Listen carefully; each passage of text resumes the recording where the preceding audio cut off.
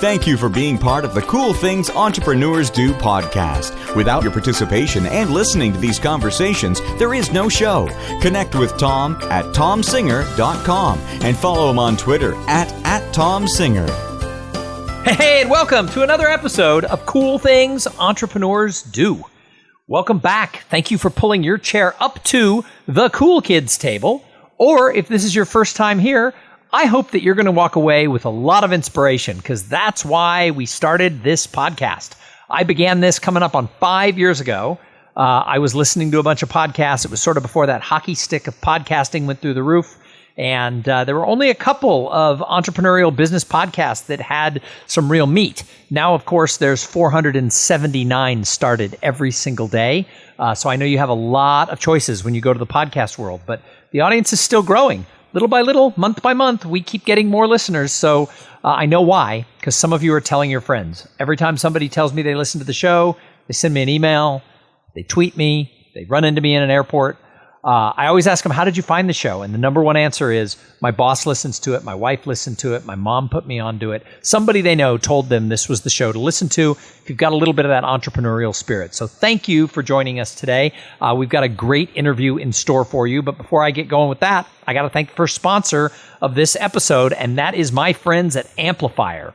They blend order fulfillment, screen printing, and on-demand production into a single self-service platform that you control. And a whole bunch of you bought those Try New Things t-shirts that I've been selling, and you can get those at trynewthings.shop.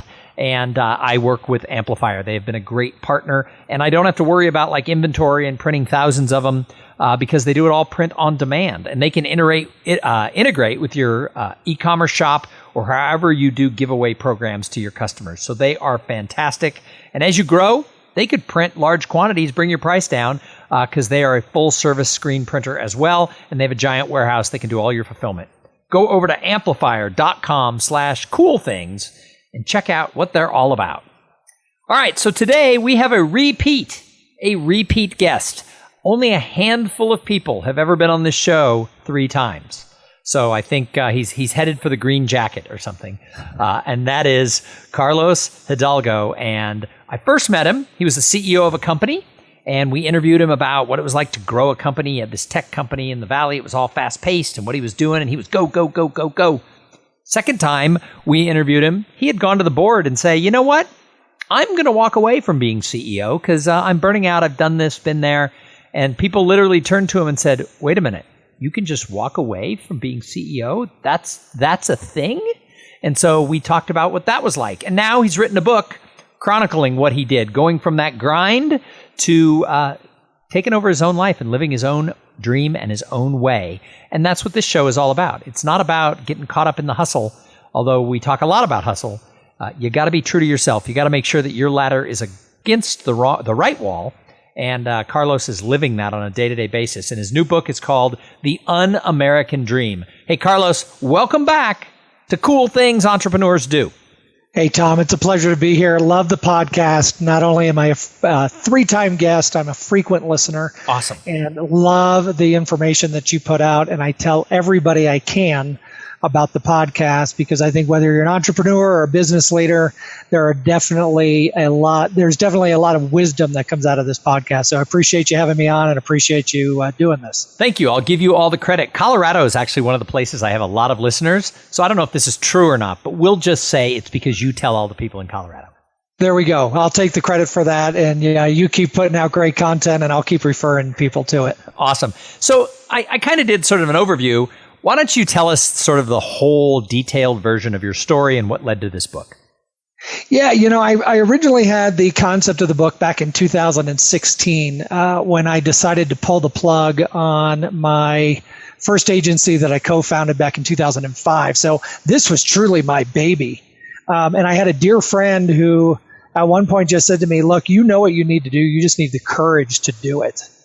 And so I was in Boston, very common refrain. I was traveling again, missing out on my family.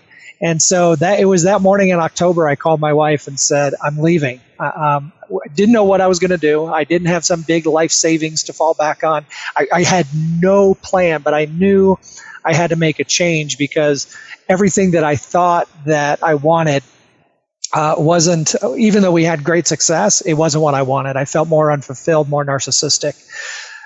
So shortly after that, I started thinking about this book, but I had to work through some of my dark parts of myself to be able to come to a place to write this book from an authentic, vulnerable point of view.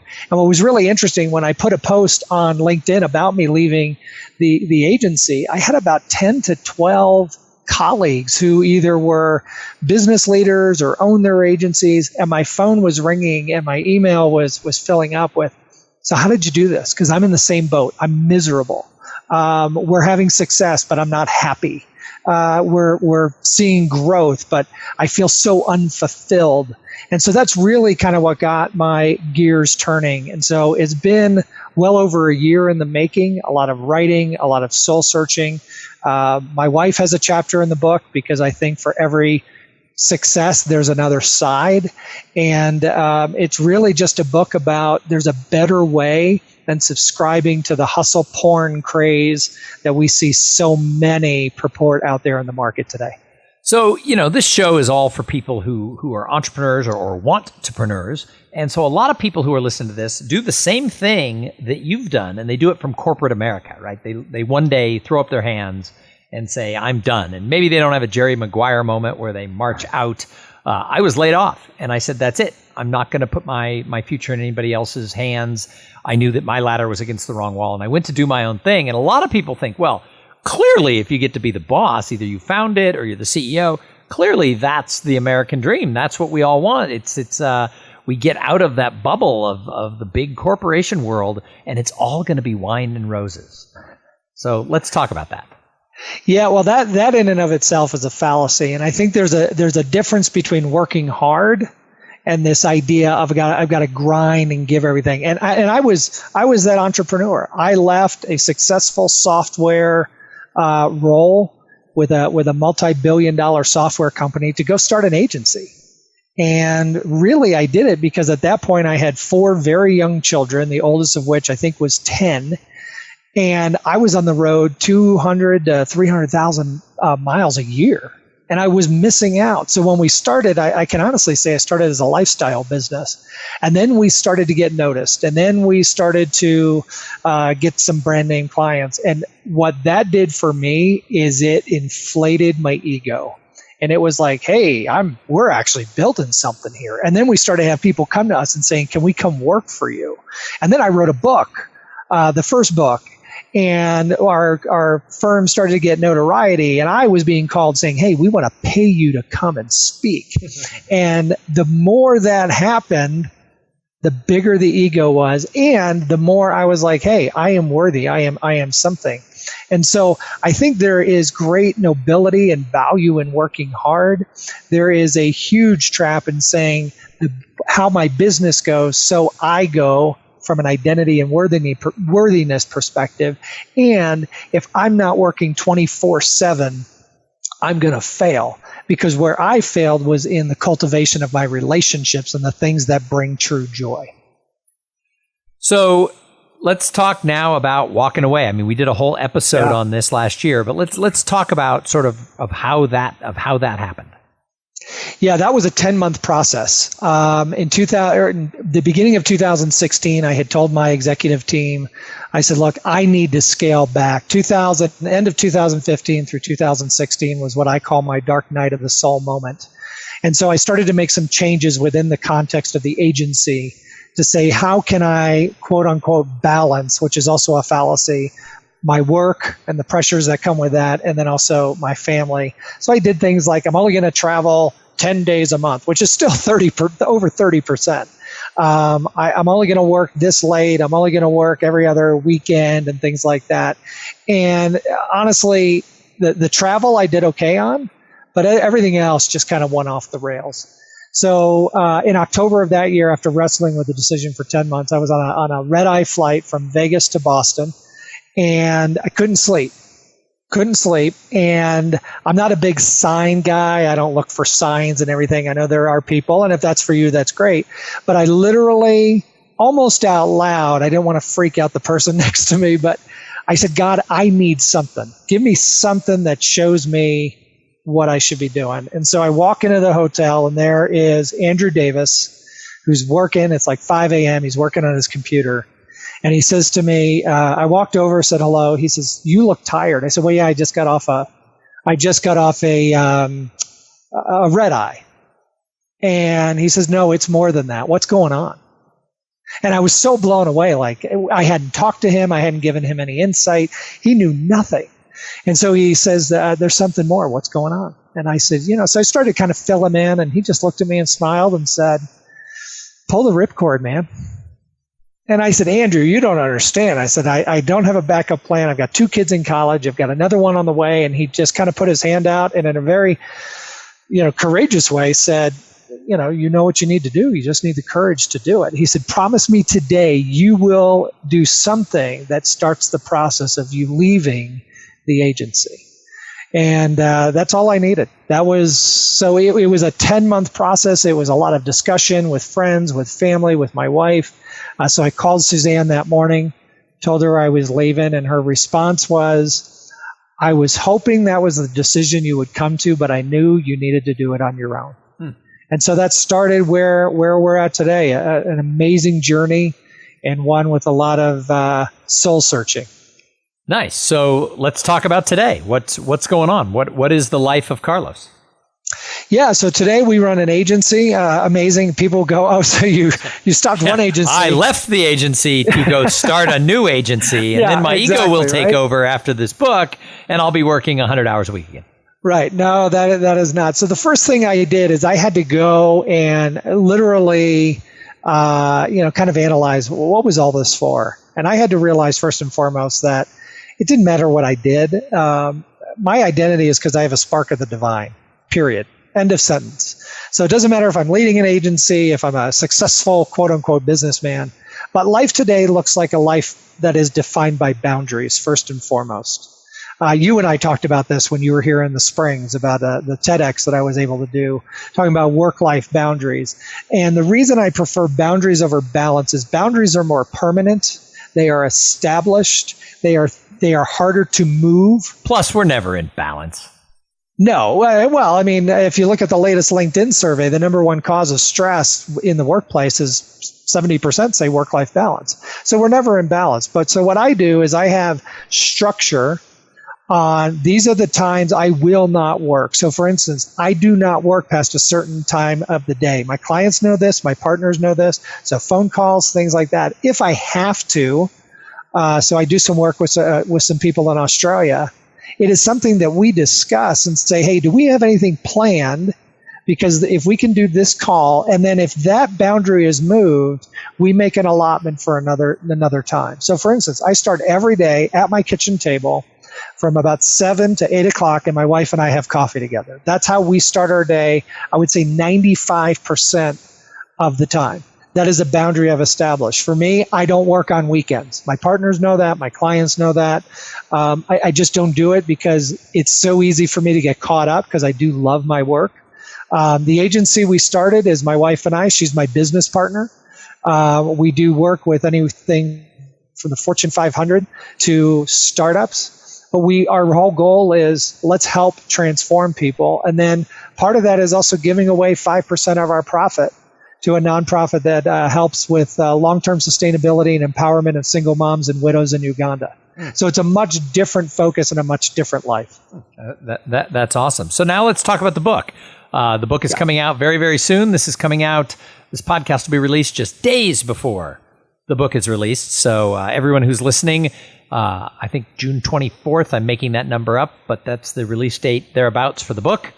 And that is the release date. See, I make things up very well. You must have told me that. And so if you're hearing this before, you can pre-order it, I'm sure, on Amazon because they're very good about that. If you're listening to this after June 24th, do not stop. Do not pass go. Go get a copy of The Un-American Dream. So let's talk about it. Who should be reading this book and what's it about?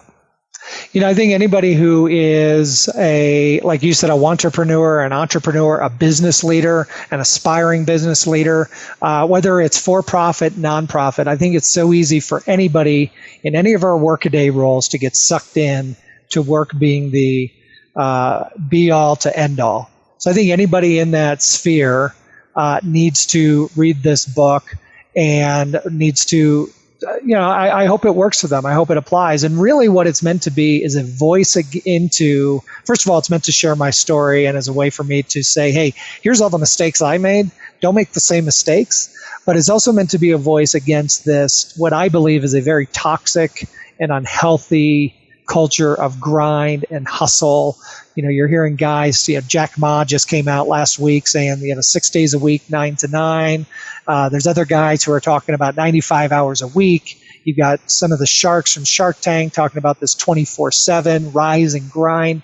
It's toxic, it's unhealthy, and it's not sustainable. And so if you want that life, at least have the wherewithal to discuss that with your relationships and make sure that they're okay with the sacrifice. Because if we don't do that as entrepreneurs, we're the ones who are actually selfish. We're not the ones sacrificing because we're pursuing what we want. If I'm pursuing what I want and asking other people to take a back seat, they're the ones that are making that sacrifice. And so really that's what the book is about. It's really unpacks, what did we mean? What did James Truslow Adams mean when he coined the term in 1931, the American Dream? What does it mean in our Declaration of Independence, life, liberty, and the pursuit of happiness? And then how do we as entrepreneurs and business leaders and professionals go and actually grasp hold of that and obtain it? So what was the hardest part of writing the book for you? The hardest part, there's a chapter in the book called Are We Sacrificial or Are We Selfish? And I had to recount a lot of the things that I did that honestly were just selfish.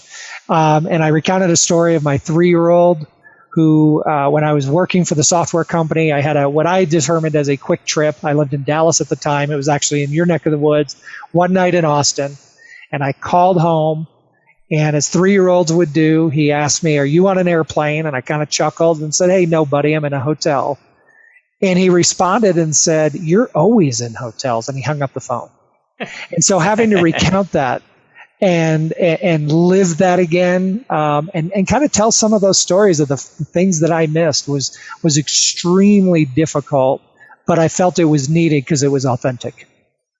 So you said one chapter was written by your wife. What's her chapter about?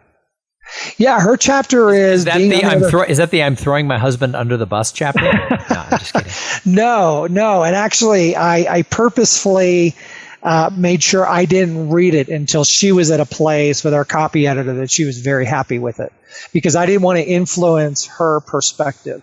And really, it's a view from the other side. Here was an amazing woman who was behind me when we started the first business, and was behind me when I was with the software company, never nagged, never complained, nothing, but was managing a household of 4 young children virtually on her own, while I was off pursuing the things that were going to feed my ego. And so I asked her, I said, I really want you to describe what's it like on the other side when you're the one who's being told, hey, when this happens, then this, or someday we will get to do this. And so what happens when that someday never comes? What happens when that someday becomes an 11-year pursuit? What happens when that someday becomes, hey, you're here to make my dream possible, and we stop becoming a unit, we stop communicating? What happens on the other side when, because of our business pursuits, our marriage falls apart? And so she wrote about that really authentically, really honestly, and I didn't think the book would not be what it is if it didn't have her voice and thumbprints all over it. I think that's fascinating. I think there's probably a lot of spouses out there, if they knew about the book, would probably buy the book just for that chapter. Yeah, I mean, it's by far, it is the longest chapter in the book, and I'm glad it is, because she has a lot to say and a lot of wisdom. And I think it's vulnerable and it's real. It's about her struggles and her struggle also watching me pursue this stuff that just is not fulfilling. I mean, we should all be proud of our work, but again, it's not where we should be finding our worth and our meaning.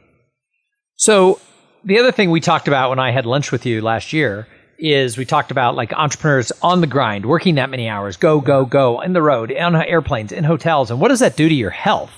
So this is an audio-only podcast. People can't see you, but you're looking pretty jacked. It's looking like that. Since I've seen you, nearly a year ago, it looks like you've been to the gym once or twice an hour. So what does this grind do to the health? And especially as we start to get older, you get near your 50s and things like that, some of this is harder. And the food choices you make matter more. Getting your sleep matters more. So let's talk a little bit about health, because I know that's something that's gotten more important for you. Yeah, health has definitely been something that I have really, really focused on. I think, to your point, this grind, one of the things that I neglected was my health.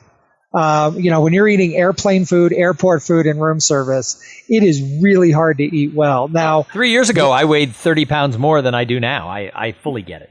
Yeah, so I don't have like the arms that you do, but I'm not as fat as I used to be. Well, I appreciate that, Tom. I'll send a check your way for pumping me up a little bit. No pun intended.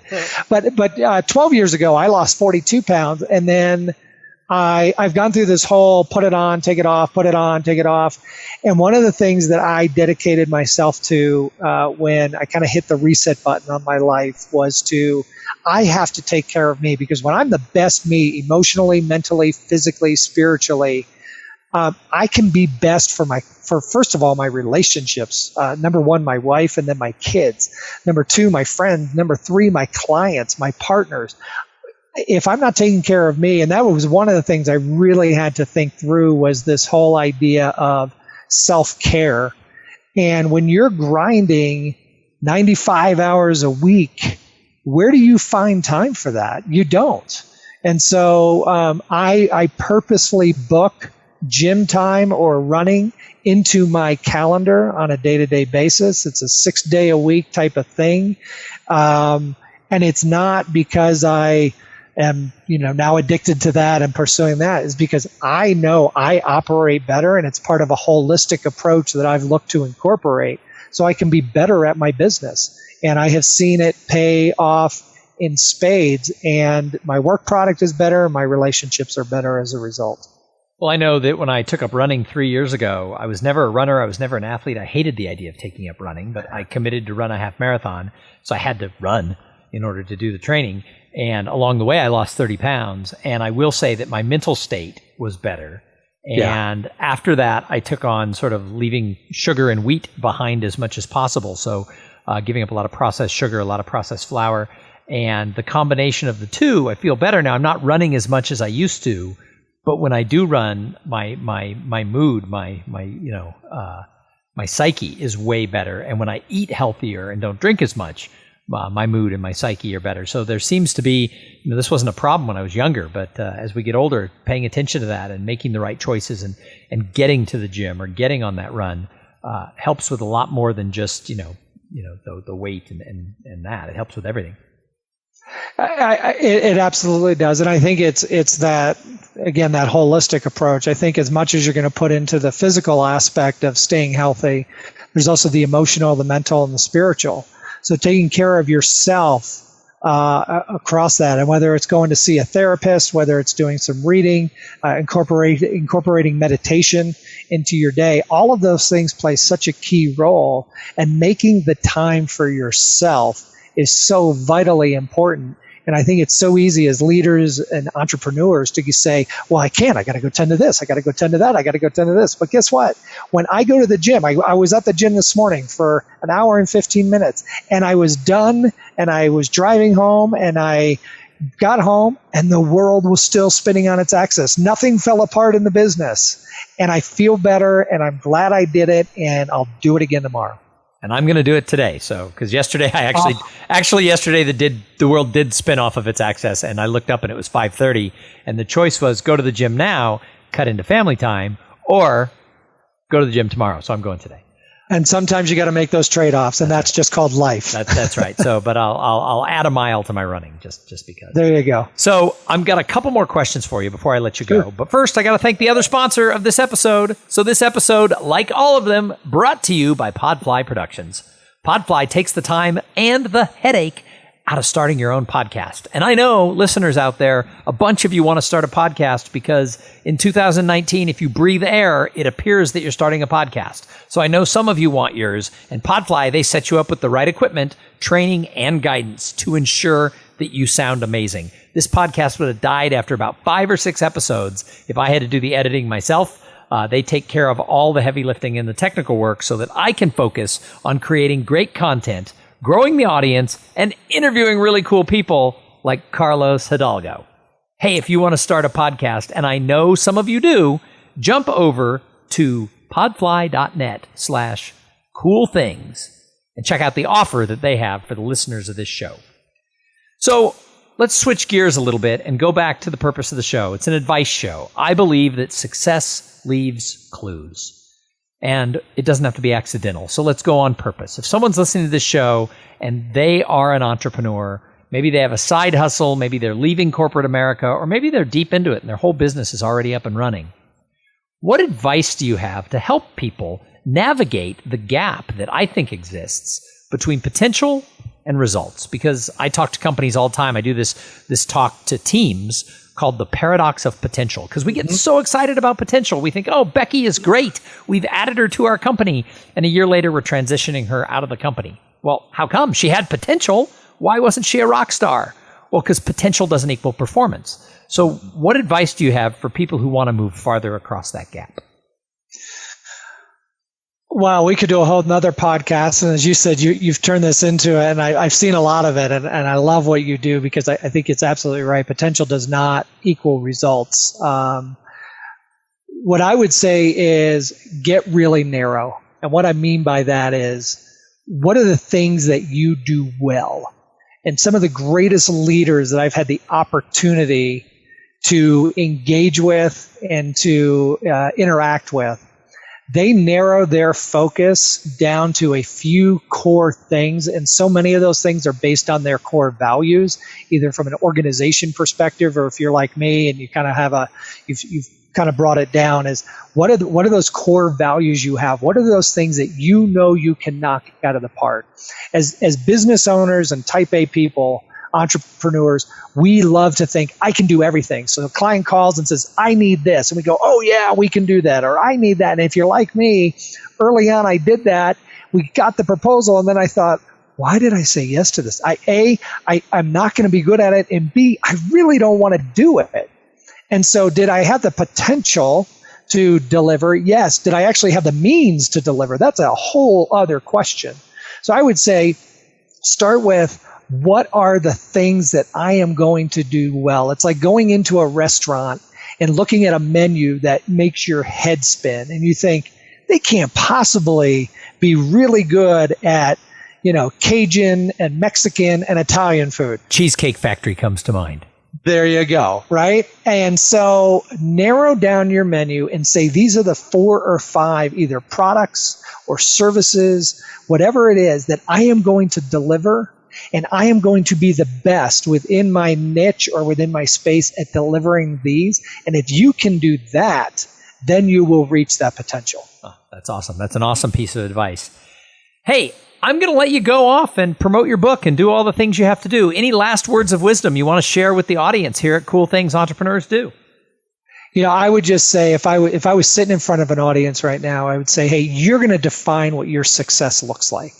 And so if you and the closest of your relationships say, hey, it's all about that golden ring, that gold pot of gold at the end of the rainbow, and we're going to do this together, then make sure along every step of the way you are doing that with your closest of relationships. But I can tell you, you will find more joy and more fulfillment when you cultivate the relationships that are around you, whether that be your partner, a wife, a husband, children, close friends. Those are the things that bring true joy. And just because you're not working 24/7 doesn't mean you're not working hard, and it doesn't mean you're not working with purpose. What I think you'll find, and what I found, is you will actually see your worked product improve. You'll be able to get more done, and you will find a greater fulfillment and happiness in your life. Well, Carlos, thank you so much for coming and sharing your journey here on Cool Things Entrepreneurs Do for the 3rd time. I look forward to your journey continuing, so we find a reason to bring you back yet again and again. I think you're chasing Jessica Pettit for the record of most times on the show. I think she's at 5, so wow. You're gonna have to up the game to catch Jessica Pettit, but. I look forward to having you back as you continue to do some really great things in your pursuit of the Un-American Dream. If people want to contact you or they need to know more about the book, I assume there's a website. Where do they find you? Yeah, the website is theUnAmericanDream.com. You can hit me up on Twitter at CA Hidalgo, HIDALGO, or Carlos at theUnAmericanDream.com. That is awesome. Again, thank you so much. And thank you to everybody who tuned into the show. I say it every time. If it wasn't for the audience, why would we do this? There would be no show. So thank you for tuning in. Please continue to go out and tell your friends about the show. Also, if you work for a company and you feel like you guys have potential and can't figure out why there is a gap between you and potential, give me a call. Maybe I'm the right person to come in and do a lunch and learn for your employees on how to cross that gap and get from potential to performance. Go out right now, though, and buy The Un-American Dream. It's for sale on Amazon and everywhere you could get a book. And we're going to be back in a couple of days with another interview with somebody just as cool as Carlos. I know you're thinking, Tom, how is that possible? But we always find somebody. But in the meantime, I'm going to challenge you. I talk about it all the time. You got to get out there and try something new. Try new things. It's my life motto. Get out there and try something. If you want new results, you have to. You've got to change up what you're doing. So trying new things is the only way you're going to get fresh results. But while you're out there trying something new, have fun. Have a great day. Welcome to the Cool Things Entrepreneurs Do podcast with your host, Tom Singer. In each episode, we explore the interesting lives of business leaders, entrepreneurs, solopreneurs, and others who have a healthy dose of the entrepreneurial spirit. It is time to explore something cool. Now, here is your host, Tom Singer.